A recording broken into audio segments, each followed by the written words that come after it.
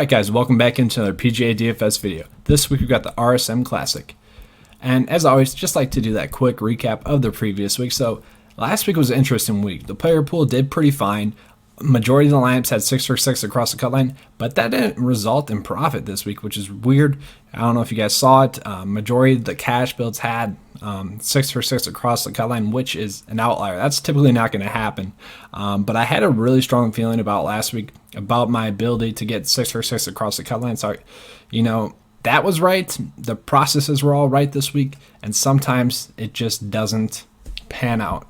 And I guess the best example would be maybe blackjack, where let's say, I don't know, you get 2 aces and the dealer's showing a 6, you split those bad boys up and you double down on them.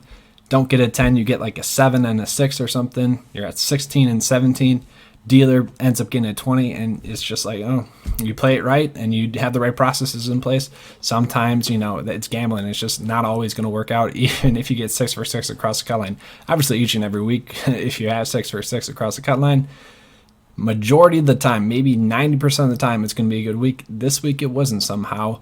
But if you guys want to, check out my Twitter page. I posted the player pool. It was pretty solid. Had Billy Ho and Abraham Manser up there as well. Pretty much my best lineups last week were the studs and duds ones that had Billy Ho and also Abraham Manser, which was very few. The easy strategy last week was to attack in the mid tier, maybe the below 9K or the 9K to 7.5K, and that's what kind of made it a really easy week, is that all those plays were priced a little bit too cheap, and it made it easy for everyone else to make a pretty solid build as well. So that that kind of sucks. But overall, solid player pool week. I'll take that each and every week, as long as the processes are in place and we're not making a mistake there.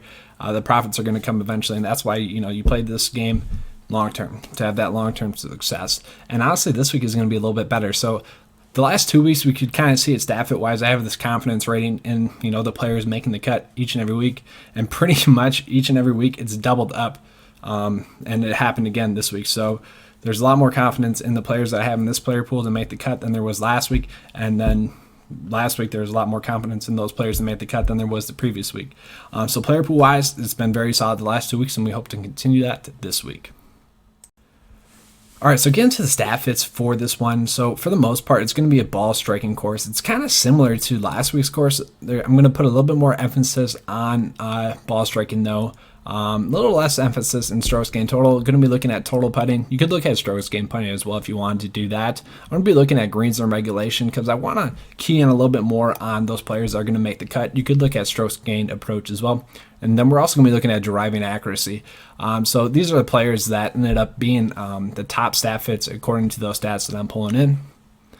Obviously, Adam Hadwin was a stud earlier on this year. Harris English continues to play some good golf. Charles Howell's in great form. Webb Simpson, we're not pulling that data in from too many events. Same thing with Jim Furyk there.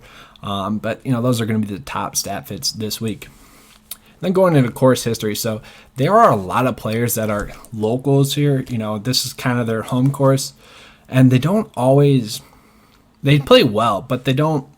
It's definitely an advantage, but it's not a significant advantage. You might hear a lot of people talking about that. Obviously, having that good course history and having that course familiarity, that's going to yield some good results for those golfers. So it's not a bad thing if those guys are from that area. But some of the players with some good course history are going to be Kevin Kisner, Charles Howell, Zach Johnson, Ryan Armour, Austin Cook, JJ Spawn, and then also David Hearn.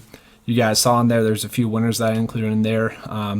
Obviously, Howell, Kevin Kisner, Austin Cook are all former winners at this course. And then just getting to recent form here, Scotty Scheffler, he's been on a tear this whole year. We know that. Charles Howell, been a guy that we've been on, recently. Same thing with Billy Horschel. Harris English has been a guy we've been on the whole year. Quick thing about Harris English. So if you guys check out the Twitter page, you'll see that post that I made. Each and every week, you have to make an endpoint for your player pool, which typically leads off, I don't know, for me, it ranges from like 3 to like 7 players that I have to cut off the player pool, because at some point you just need to make a breaking point so you're not getting overexposure. Typically, when you get overexposure, that's not good things. You have to, have the processes in place where you have to cut off some people. So typically, I like to do like top 30 or top 40 players. I ended up cutting the player pool, and I took off, I call it the others receiving votes. It was Harris English, Vaughn Taylor, David Hearn, and then there's another one drawing a blank on it, right? Oh, Adam Long. And we know that Long, English, and Vaughn Taylor all had good weeks. So that was, that sucked. But, we're on them. But obviously, you have to make the cut at the player pool somewhere. I kind of did that with Harris English last week because of his course history. It was very spotty there. But anyways, getting back into the recent form, obviously I think recent form is the biggest indicator of success early on in the year. But obviously we want to look at course history and stat fit as well. We also got Russell Knox here, Brandon Todd, who obviously won 2 tournaments in a row, Lanto Griffin, and then Denny McCarthy. All right, getting to the player pool here. The top end is pretty loaded. We got Webb Simpson, who had a 3rd overall finish here last year, a T36 in 2016, one of the best stat fits in the field, top 5 in the field. We got Billy Horschel, who's only played this course once in the last 4 years, where he finished T2 in 2016. Billy Horschel has been on a tear this year. If you can fit him into your player pool, it does seem safe. I really don't mind that play whatsoever, but the problem is there's a ton of good plays as well. I think I'd just rather pay down for Matt Kuchar, who Matt Kuchar had a really solid week last week. Besides the one round that you could say was affected by weather, he dominated, and Matt Kuchar has 2 top 30 finishes here at this course. Charles Howell, really solid overall. Victory, miscut, and then T13, T9, overall a top 10 stat fit in this field as well. I really like starting a lot of my builds out actually with Charles Howell there. But if you want to pay down a little bit more, you go with Harris English. We know Harris English has been dominating this year. Been on him pretty much the whole year. Was on him last week. I already explained that. But still, it's tough to fade that good current form. And actually this time he has good course history, somewhat. T46, miscut, and then T25. He is also a top 5 stat fit this week. And then another top 5 stat fit is going to be Adam Hadwin, who doesn't have any course history here in the last 4 years. But, that guy has just been playing some solid golf, especially in this fall. He is top 30 in total driving, ball striking, and strokes gained total, including total putting as well. Russell Knox is a play that I like, mostly because of his price point. He had a T37 here in 2017. He is also a top 10 stat fit in the field, and we know Russell Knox, he's been playing really well this fall. And one thing I like to do in PGA DFS is, just play these guys until they fail you pretty much. That's what I'm going to do this week with Russell Knox. And then also we got Brian Gay here, who finished T23 and 3rd in his 2 starts here in the last 4 years. He's a decent stat fit, but the recent form is what we're looking at there. 2 top 10 finishes this year and 6 for 6 cuts. And then same thing for Denny McCarthy. 2 top 10 finishes, 6 for 6 across the cut so far this year. He has a T46 and a miscut in his last 2 starts at this course. He is 12th in strokes gained total, 3rd in strokes gained or total putting, and then he is top 50 in total driving and ball striking as well. Bryce Garnett was a play that I was surprised was popping for me. His course history is decent, 3 straight made cuts in 3 starts at this course. He's a pretty decent stat fit as well. Nothing elite, but nothing bad. Overall, he's really solid. Top 15 according to my model this week, and obviously he has that solid current form. 3 straight made cuts in a row. That is what I like to see. We got Lanto Griffin here, who really struggled last week, but was able to pull it together and make the cut. Don't mind that as a play. I'm not sure I want to pay up for it too much. Definitely going to be more of a low-owned GPP play for me this week. Adam Long, another one of those guys who was on the others receiving votes for me last week. He's just been playing some great golf. He does decent stat fit, top 20 according to my model this week. He had a miscut in his one and only start at this course. Ryan Armour's a play that I like quite a bit. His recent form is definitely coming around. This is a course that he's played at well as well, has that good course history. He's going to be a fine play for us this week.